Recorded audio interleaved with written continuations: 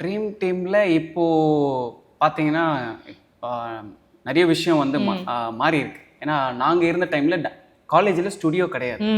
நாங்கள் என்ன பண்ணுவோன்னா பாஸ்கெட் பால் கோர்ட், பீச், அப்புறம் சீனியரோட வீட்டு மொட்டை மாடி, ரோடு, இங்கே தான் ஸ்டண்ட் எதனா ப்ராக்டிஸ் பண்ணால் பீச்சுக்கு போயிடும். இப்போ நான் வந்து எல்லாம் பெட்லாம் வாங்கி வச்சுருக்கோம். நீங்கள் பார்த்தீங்கன்னா நாங்கள் தான் அந்த ஸ்டுடியோவை வாங்கணும்.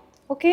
அதாவது காலேஜில் இவங்க டீன் கில்ல சண்டை அந்த மாதிரிலாம் போட்டு அதுக்கப்புறம் வந்து மேலே வந்து கேன்டீன், அது அந்த கேன்டீனை வந்து அலாட் பண்ணாங்க. அப்புறம் நாங்கள் வந்து வின்னிங் கேஷ் ப்ரைஸ் இருக்கும். ஓகே. நாங்கள் என்ன பண்ணிட்டோம்னா அந்த எங்கள் தேர்ட் இயர் பாஸ் அவுட் போகும்போது எங்கள் வின்னிங் கேஷ் ப்ரைஸ் வந்து லாஸ்ட்டில் வந்து எல்லாம் டிவைட் பண்ணிப்போம். அப்படி பண்ணாமல் நாங்கள் சாக்ரிஃபைஸ் பண்ணிட்டோம் மிரர் வாங்கணுன்ட்டு. ஏன்னா அடுத்த ஜென்ரேஷன் வரணும் அந்த மாதிரி இது பண்ணணுன்ட்டு. ஸோ நாங்கள் அதுதான் சொல்கிறேன்ல, நம்ம எதனா ஒன்று செட் பண்ணணும். நம்ம பண்ண இது வந்து அடுத்த வரவங்க வந்து இதுவாகக்கூடாது. அதனால் வந்து எங்களுக்கு வந்து அந்த டைமில் எல்லாமே ஸ்ட்ரகிள் தான்.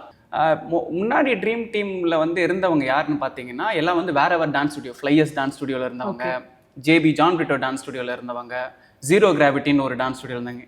ஸோ இவங்க எல்லாம் ஒன்றா சேரும்போது இது வந்து ஒரு ட்ரீம் கம்ஸ் ட்ரூ அப்படின்றதுனால ட்ரீம் டீம்னு வச்சாங்க.